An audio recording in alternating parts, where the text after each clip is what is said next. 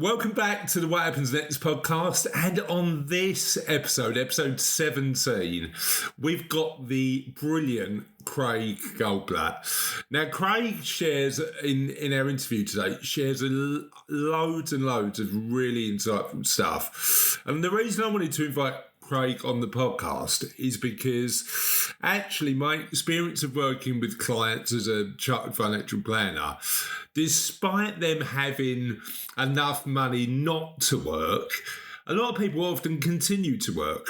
Now, sometimes that's because they love what they do and they're happy with how they spend their time.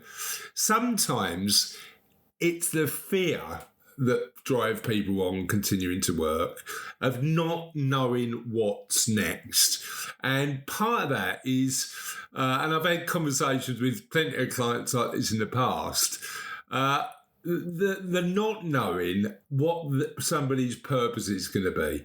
And I remember one particular conversation I had with a client where he actually said to me, if I'm not, and he was a managing director of a construction business, if I'm not the managing director of a construction business, what am I?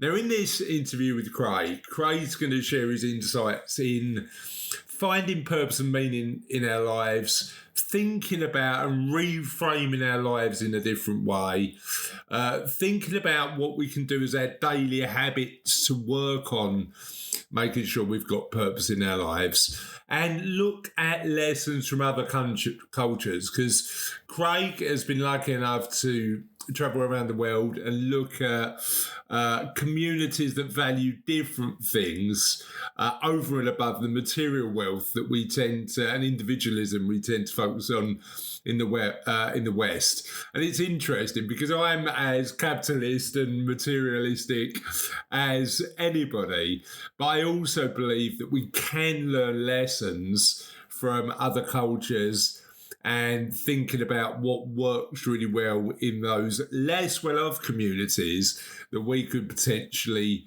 learn from. So we've got a lot to explore in the interview with Craig. Let's get on with the interview. We're on a mission with What Happens Next to help as many people as we can navigate the next chapter of their life. So I need a favour. I'd like you to visit our YouTube channel at What Happens Next Life, and we'll make sure we put a link to the YouTube channel in the comments. Enjoy the videos, like the ones that you get benefit from, but most importantly, please subscribe.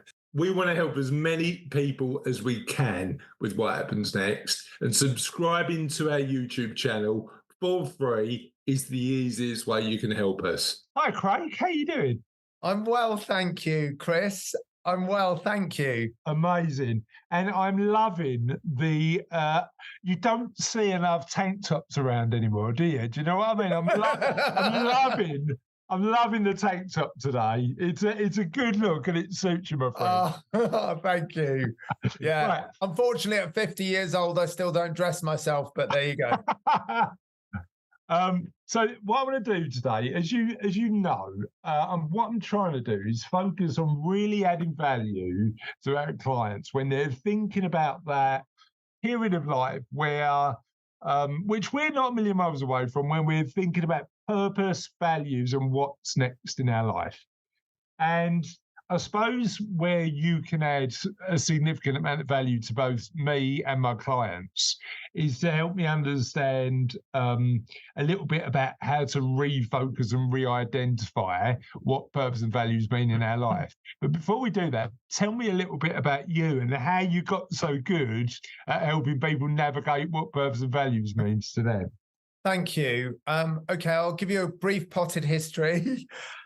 So I was born in South Africa in 73. We emigrated in 77. My parents weren't great fans of the apartheid. And my mom was a social worker with guys coming out of prison. My dad was a constitutional lawyer, both very bright academically. We came to the UK. I studied business, and then I went on the road as a foot soldier selling capital equipment in my 20s. And then I got a job with an international logistics company and started running a sales team. And I realized, Chris, very early on in that role, when I was in my mid-20s, that my real gift in business was in communication. And the more senior that you got in an organization, they put me behind a desk and asked me to crunch numbers and look at strategy. And that wasn't my passion. Yeah. And so I got to 29 years of age and I left the corporate world and I started running sales seminars. I was very fortunate.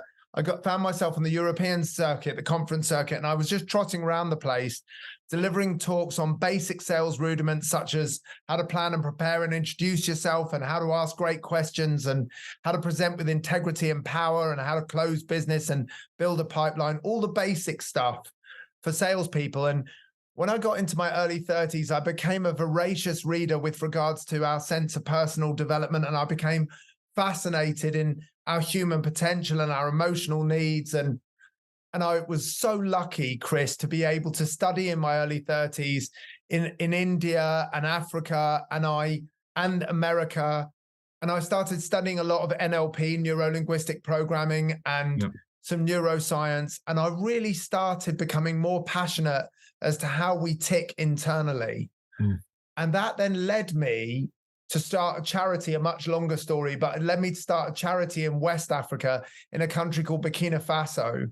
About 12 years ago, I met an amazing man who is a native Burkinabe from a country called Burkina Faso, just in the bulge there of West Africa, in the middle of the sub-Saharan area. You have this thin strip of land that used to be called Upper Volta, that now is called Burkina Faso, and they translate that as the land of the upright people. And I was fascinated by this environment because from a spiritual perspective, they're so rich, but from a physical perspective, they're one of the poorest countries in the world. And so from lots of conversations and meeting amazing architects, I set up this little charity and we built a school for 800 kids in the north of Burkina Faso with a vocational program and farming and woodwork and sewing and what have you. And that was really rich, and it allowed me as a foundation to take people to those remote environments and teach them about their human potential. And so after a few years, we had enough money to be able to create a team around me that could continue some great work in Burkina Faso and continue the charity. And that allowed me to go back to speaking. But 10 years ago, I decided to start speaking to audiences with regards to their own sense of purpose and to go deeper, because my transition was from sales and growing a business externally. And as I learned more about our psychology, I realized that for people to live a fulfilled life from a sense of purpose, it has to be inside out. Yeah. And so my work over the last decade has been in 4 major elements of our internal psychology. So I work with audiences. First of all, I believe that the deepest sense of purpose that a human being has is what we call their emotional legacy, their intention. Is when we get on our rocking chair and we look back at life, what will have been the difference that we've made emotionally? Financially is vitally important. Physically in the Western world, it's important that we're healthy, no question. But what really is left with people psychologically at the end of their life traditionally is how have I helped people to feel? Yeah. What's been my purpose is about helping people to feel deeply. And so that's the first thing. The second is to meet their emotional needs. So to help people of our age and older to be able to work out a vehicle to be able to contribute beyond ourselves. So the first is intention. The second is what we call purpose, which is helping people to grow and contribute. The third element that I help people with is their identity. What are our unique talents? And as a foundation of this work, I work with people on their belief systems and their values, because our standards and our rules, practically and psychologically, are very important. So that's a whistle-stop tour. I don't know how long that took, but I love that. I love that. But the challenge with an answer like that is I've now got a bucket load of questions. So let's start with that. Here's number one. Now, because we know each other fairly well now, I know that you get real unique insights from other cultures in other parts of the world. Yes. And we've talked about Burkina Faso, and we know that you've got your Amazon trip, as we record this, in a year's time. Yes. Help me understand a bit about what you've learned from going to cultures that trapped in that Western style of thinking. Help me understand a bit about that. So I believe that we live in two worlds. We live in an inside world and an outside world, an internal world and an external world. And our external world is our family, our friends, our community, our nature, our house, our car, our external world. And our internal world is our intention, purpose, identity, beliefs and values, our muscular system, skeletal system, neurological system. Everything that's inside our body is internal. Everything outside is external. And we experience the outside world through these five senses, of course, that we have. What we see, hear, feel, taste, and smell. And 100 years ago, Chris, of course, life externally was much slower. And our great-grandparents had more time to sit with their family and discuss and say, how was your day? And really sit for many hours. And they had a chance to pray or meditate or go for a walk. And they had more time.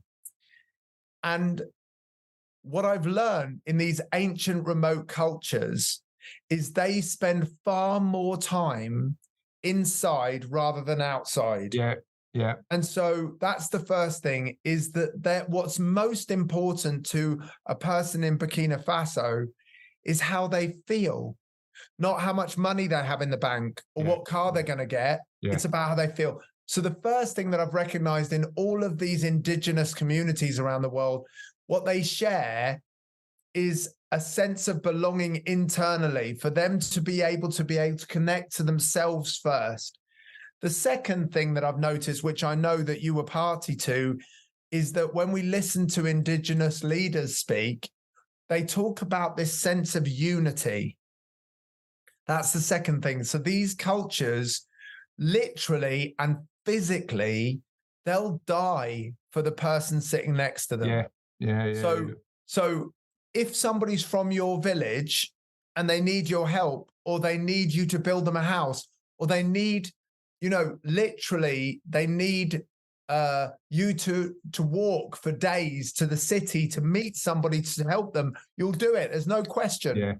Yeah. And so they're one. They all see their lives as one, and we're too disparate for that right now. Well, in the West, well, we've become individualistic, hasn't we? We have. It's the collective, and that actually for our well-being has been to our detriment. Absolutely, and it's very complex, this stuff, isn't it? And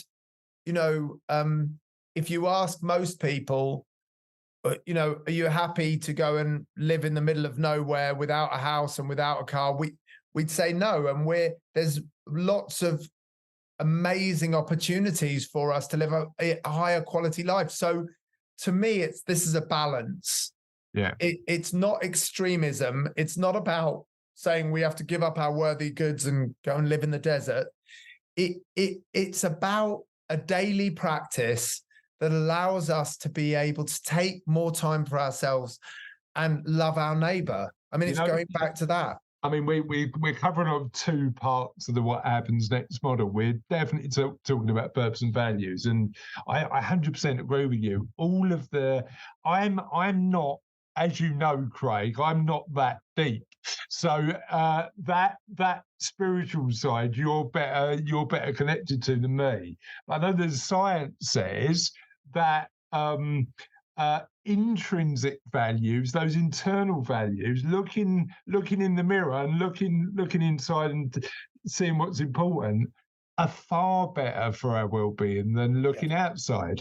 It doesn't matter what the neighbour next door has or anything like that. If you live life to your values, you're going to be happier.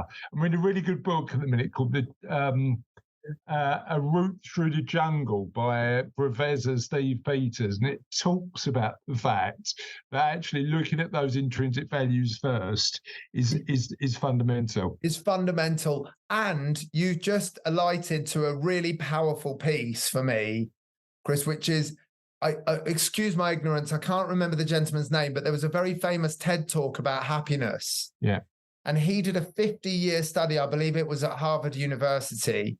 50 years, the longest running study in the world on happiness. And he said with all of their elements, they took something like, again, not sure of the exact number, but I'm going to say, I think it started with about 150 men that they worked with for many years. And they concluded at the end of the 50-year study that what makes people happiest is their relationships, the quality of their relationships. And so, of course, there's two things here. One is the relationship with ourselves, and the second is our relationships with people around us, the emotional connection.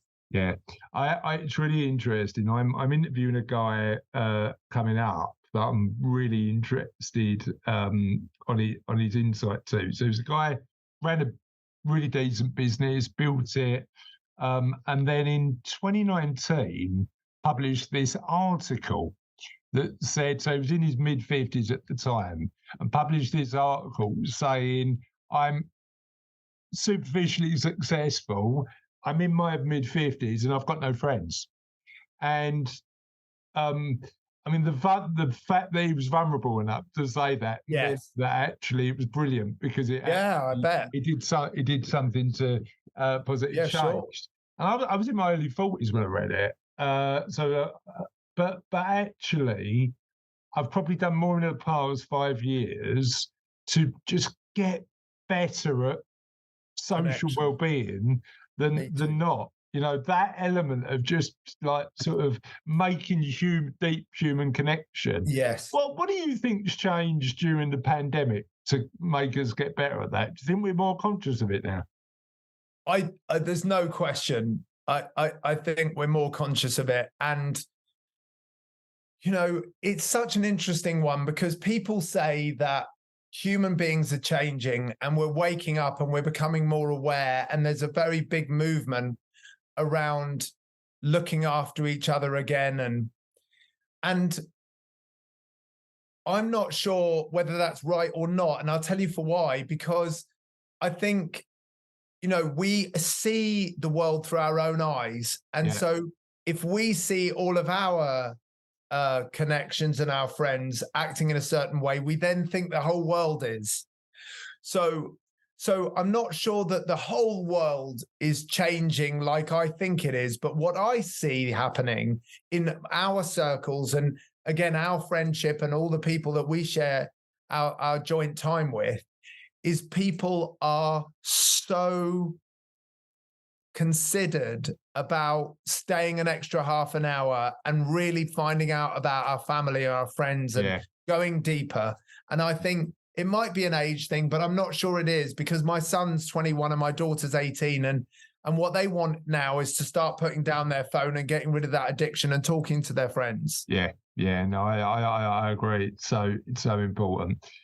If you speak to somebody today, and I know you do a lot of work with people in this area and you do workshops, but if you would speak to somebody who said to you, Craig, I've been on this treadmill, because I thought that's what success looked like.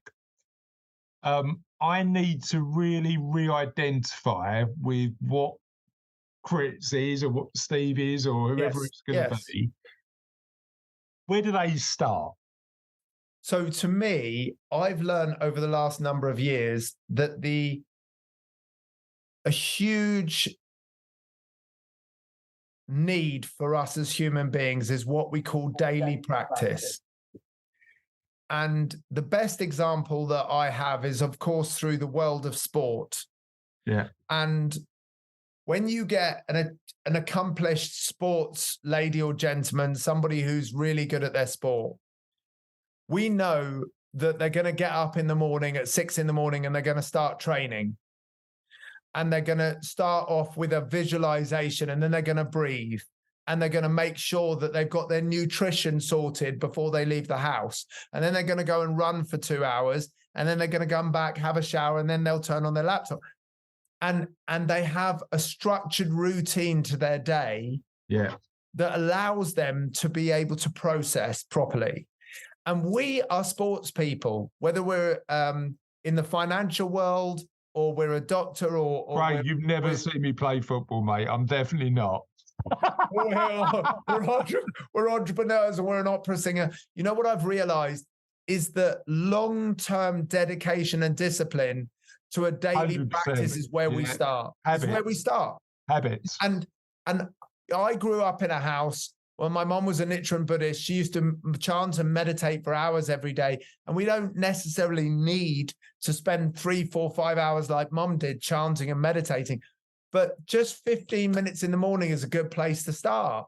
15 minutes to put my hand on my heart and breathe and say, today's going to be a great day. And this is why. I'm going to love today. I'm going to love myself, and I'm going to do my best in this way. And our brain is a goal-seeking mechanism. This is science. This is not woo-woo. Yeah. This is science. What we focus on, our brain looks for in the world. Yeah, 100%. So talk to me about your morning practice. How does that work for you? Yeah, so to me, my daily practice now is all about breath. Yeah. Because I can't remember when it was. I'm going to say a year ago, but I think it was after COVID. Everybody says after COVID. I don't know when COVID stopped. We're definitely post-COVID PC, aren't we now? Okay, yeah, definitely. So a year ago, I went to a lady called Natalie Montiel, who is just extraordinary. She runs these programs on transformational breath. And I went to her 5-day course, and it was life-changing for me. And my weak area in my body has always been in the past my lungs. Right. And so I recognized that there's no choice anymore for me, Chris. I have to consciously breathe throughout each and every day.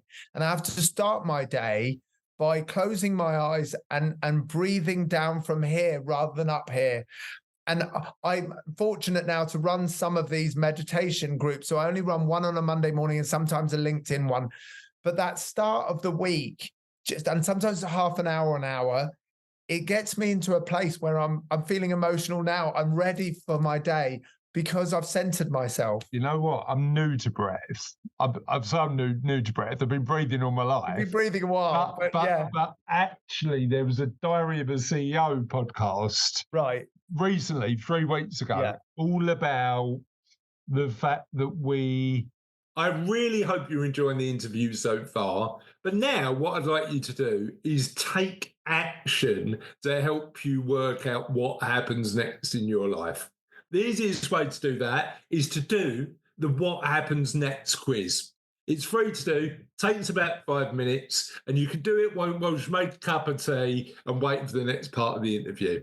You can visit www.whathappensnext.life/quiz. You'll get your results by email immediately. And what the quiz will do is give you an insight into the areas of wellbeing you're doing really well at, but also the areas that you might want to improve.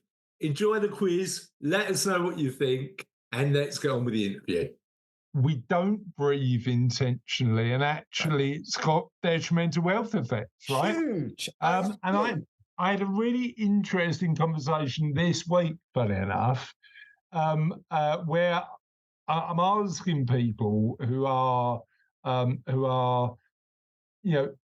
potentially might benefit from what we're doing with What Happens Next. What should I include? What am I missing?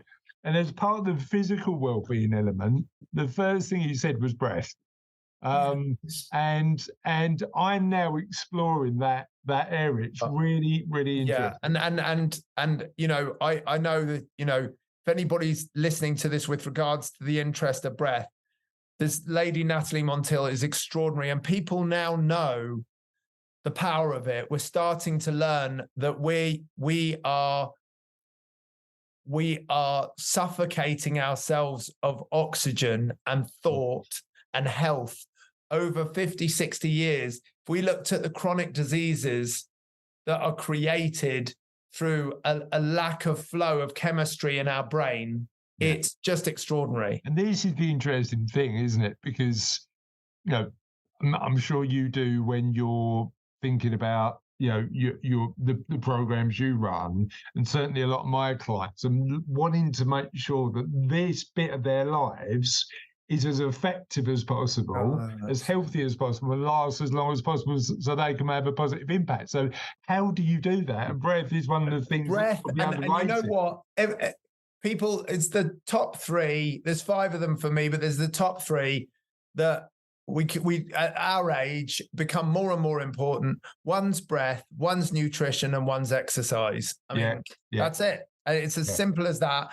Very hard to pull off for some people, but they're very simple. Breath out, it is, obviously number one, because we can't do without it for more than 3 minutes, and nutrition is at our age is absolutely vital, and then movement.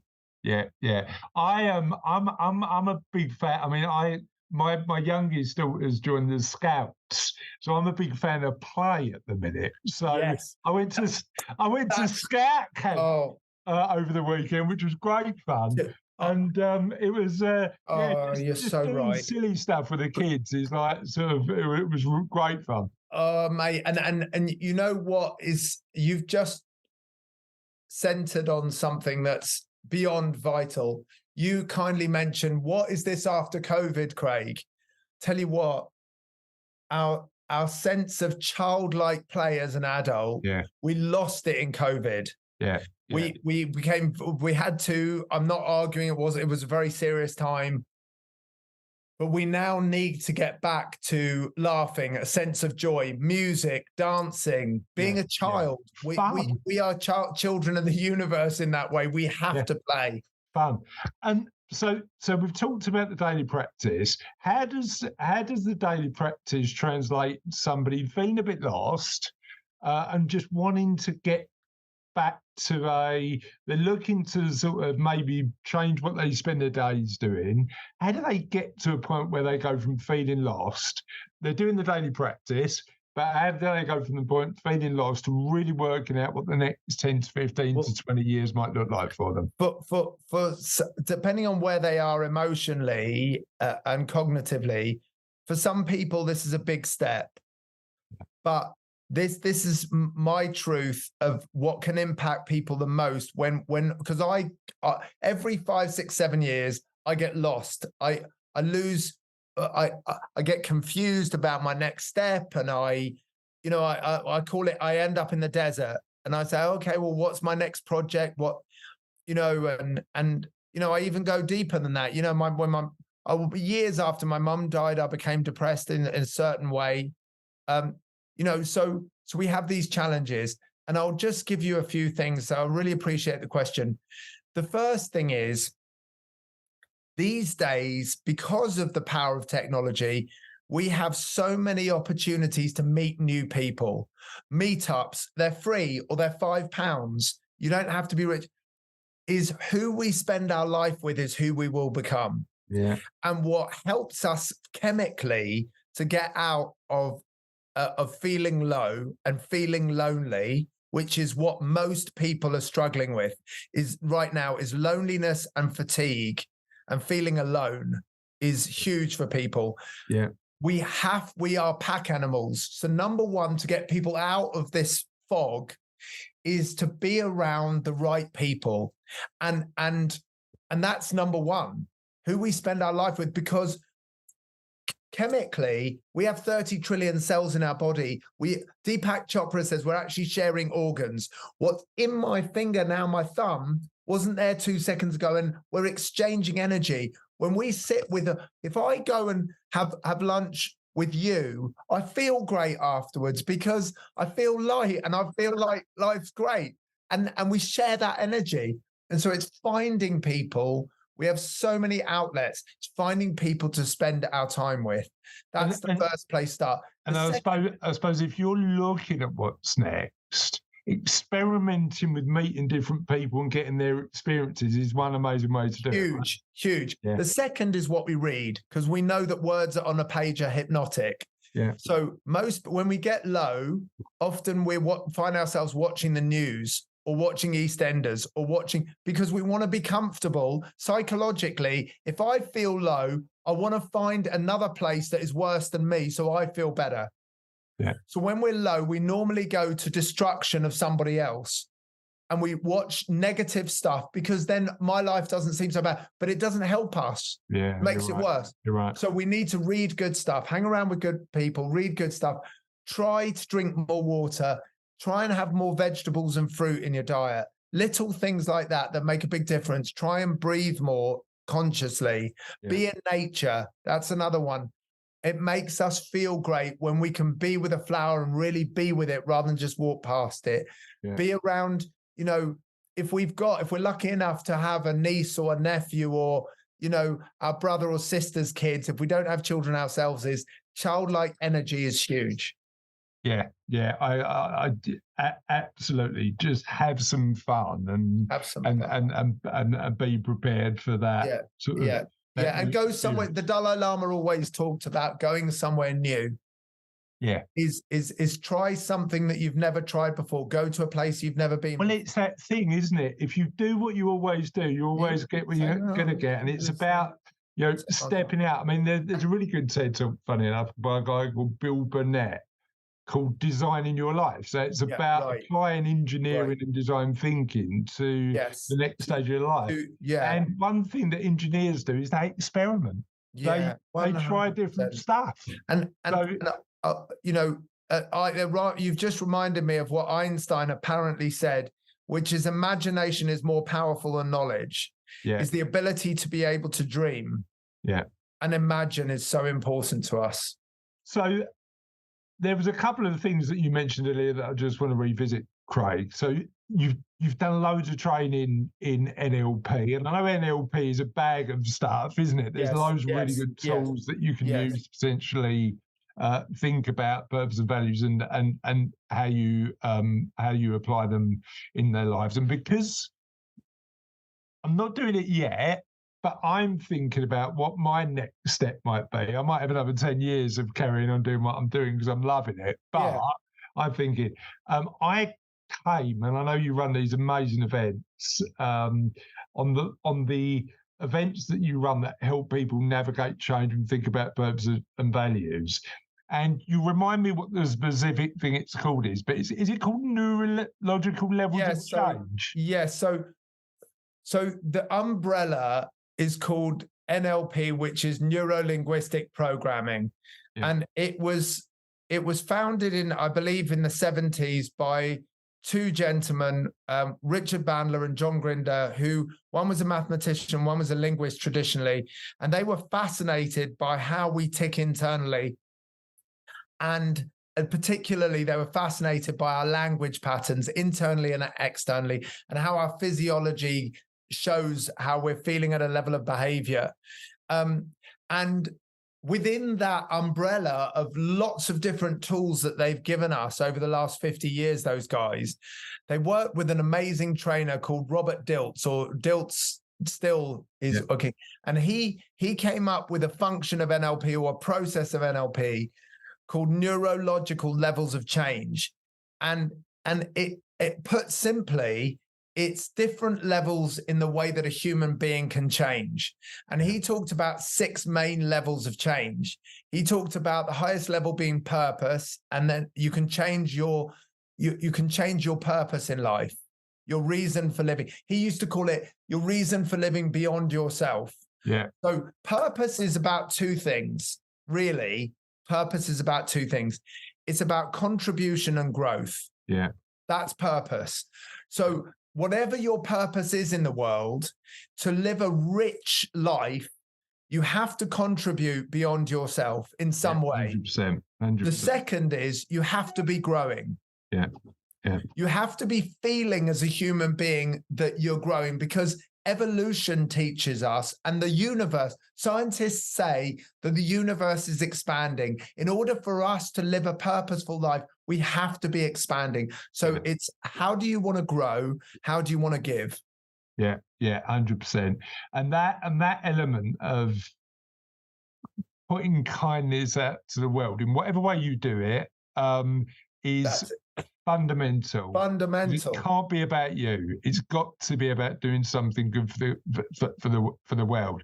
And it's weird. Like my journey to kindness, I used to be. This is the weird thing, right? I used to, because what the world tells you about what success looks like, I never used to use the word kindness because I thought it was one of those words that wasn't as. And actually, I'm really proud of saying that I'm on this journey to be kinder. Now, our route was, your route was starting an amazing charity, which is brilliant. My route is hopefully sharing the stories of people who are doing great stuff 100%. In the world and doing it that way. And I'm sure that I'll do more of that in the future. But that was never about me. It was always about sharing those stories. And that's the key factor. 100%. And what I've learned over the years about a sense of contribution, a deep sense, is that it's just, this is very important, I think. It is just as powerful, arguably more powerful, for a dad or a mum to be able to contribute deeply to their child than it is to be Mahatma Gandhi or Nelson Mandela, and everybody has a different, what they call a filter. And some people's focus is what they call a micro focus that goes deep with two people or four people. And some people are macro thinkers and they want to change the whole planet. Yeah. And there's no right or wrong. As long as we feel that we're contributing to the well-being of something, it can be animals, it can be trees, it can be people. Yeah. If we're feeling we're contributing to the planet in a worthwhile manner, then we have purpose. Yeah, and certainly part of that, and certainly part of the people watching this will be mentors in their own right, won't they? They'll be 100%. They'll be 100%. Being kind to people by helping them on a journey themselves. And what you've created in your family that is inspirational. You've done lots, but this to me is inspirational. Is you've managed to create both. In other words, what you've done with your family, Chris, is you've said, we're in this together, we're on this journey, and we're going to grow each other. We're going to support each other. And through doing that and growing your youngster here, the wonderful daughter, you then have an opportunity to then say, and by the way, we're going to help all these people. And that's wonderful when you can do that. I've still got a lot to do, mate. We all have. We all have. Yeah. But as a start, I think I'm sort of comfortable where I am. Purpose and values. Then let's head back to that. So, yes, what is purpose? It's a contribution over and above ourselves, and then it's growth. Talk to me a little bit about the other neurological levels of change. So important. So Dilt's talked about purpose at the top, and I want to add something to that. Even higher than that for me is intention. So our intention every day sits with or above purpose. So the highest level for me is to just have a like Martin Luther King was freedom, Mother Teresa was love.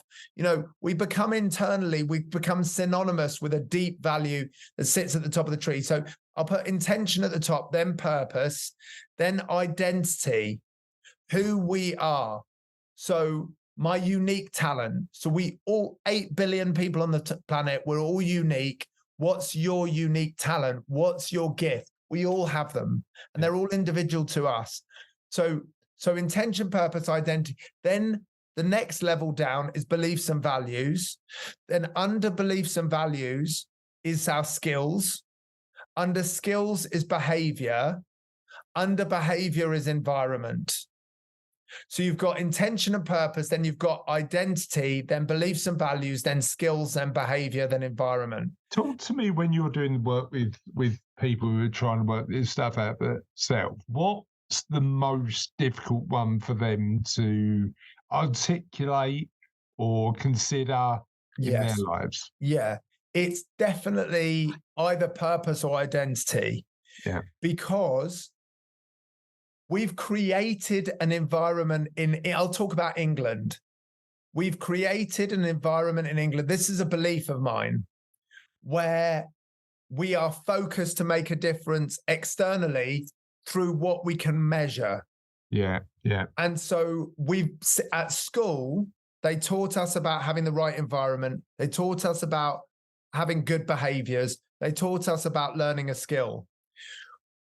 In England, we haven't, as children, they've left it to parents, which is fine, but we haven't, as a cultural society, focused hugely on our sense of purpose when we were young. Necessarily, I'm generalizing. Of course, lots of children have been taught about purpose at home, of course, and at school. But we focused on these bottom three. Why?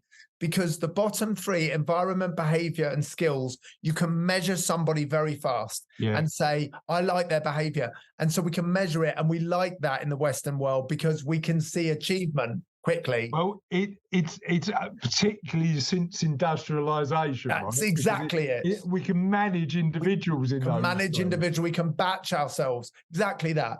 And so the Industrial Revolution 120 years ago started creating this addiction to our skills and our behaviors. Exactly right.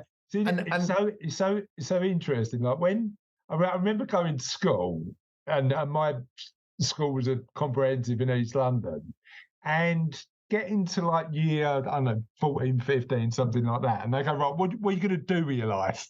What job are you going to do? What's your behavior? I look back at that and go, is that how we define people? And we do to some in the UK. What do you do? It's the first thing at a dinner party. What do you do?